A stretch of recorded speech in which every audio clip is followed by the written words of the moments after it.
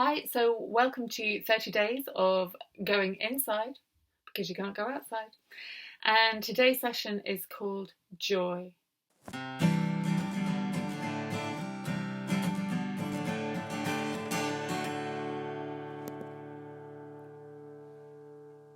in this session, we're going to be looking at how we can find ways to counteract the negativity bias that is inbuilt in all of us, and how we can bring our awareness to the things that bring us joy.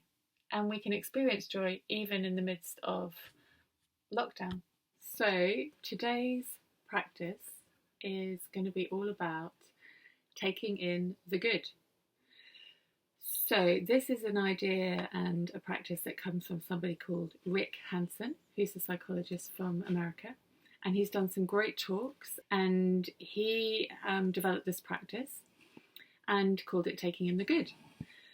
So what is it about? Well, as we've started to explore in some of the other videos, our mind has a tendency to focus on the negative.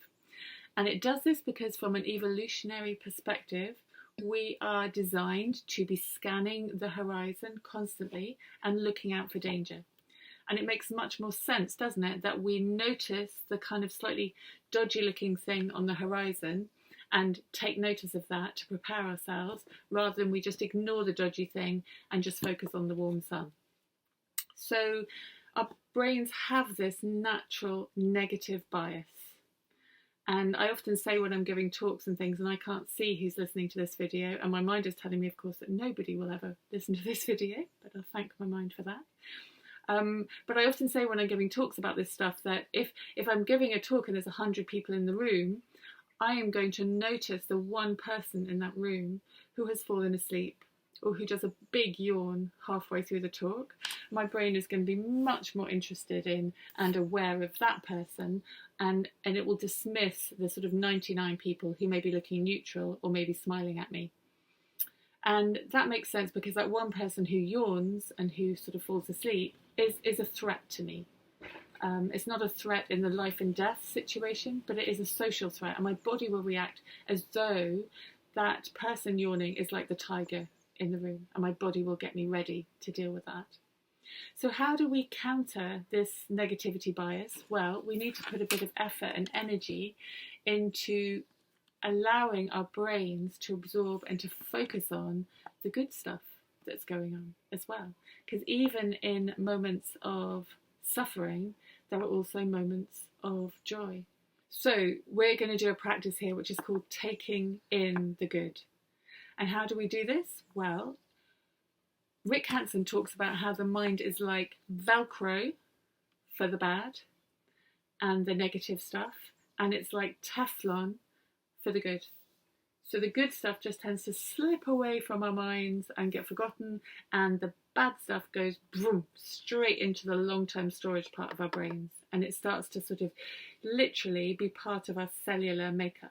He suggests we take some time at the end of our days to really notice and dwell on the pleasant and the good things that have happened that day. And these aren't achievements, these aren't necessarily things that we've done and that we've sort of like got an A star in something. It's more just noticing really tiny little things. And he suggests that by the time we've kind of recalled this thing, that we've dwelt on it a bit, that we've really allowed our mind to rest on this experience, and ideally if we can write it down, that gives our brain that critical amount of time to take that pleasant event from the short-term part of our brains into the long-term storage part of our brains, and then that can really have a profound impact on how we feel and make us feel like it's actually becoming part of who we are. And I just wanted to share with you that I've actually been keeping a book. I had one of these books that somebody gave me that, I don't know, we often have these notebooks lying around, and I thought this book was actually called My Joys. And at the time I thought, well, that's a bit naff. But I did then start to explore this practice, having heard about Rick Hanson, and he kept being mentioned in all the teachings and things that I went to. So I've been keeping this. Let me see, the first one I wrote in this, I'm on my second book now, was in 2015. So I don't do it every day, but I do it a lot, and I now have a few years worth of this.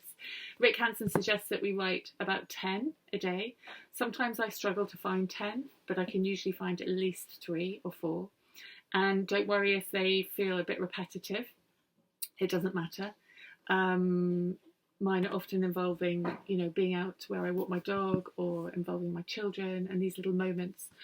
But what I do know is that when I read back over some of these things, the effect is quite profound.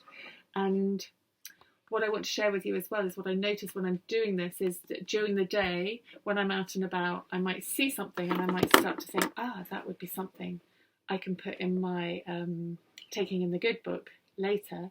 And so it just helps me kind of notice those things a bit more during the day and make a mental note of them. So give it a go. I can share with you the sorts of things I'm talking about. I should just open this. So I've just written down here the reflection of the sky and the trees on the river near where I live. A family meal at the pub with no phones, and I've written down that I felt really connected to my family. I've written down a spontaneous hug from my daughter, which just felt really lovely. I've written down that singing harmonies with my choir, and there's a song called May the Road Rise, and how I had a real sense of love and connection with my choir while I was singing this.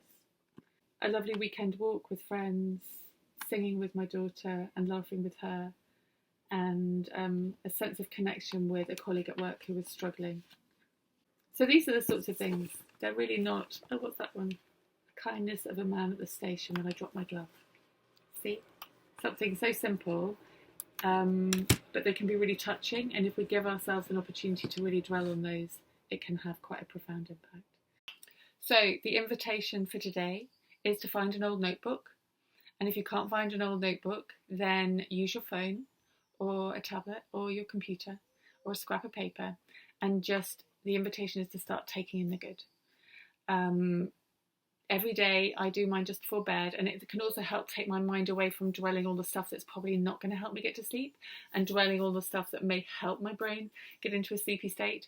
So I do it in bed, is to just start writing down 3, 4, 5 plus things every day that you've noticed and that you would like to dwell on, and see what happens, see how it goes.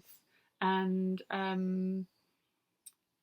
that's it. It's quite simple, but I promise you it can be quite transformative. And let us know how you get on. Bye.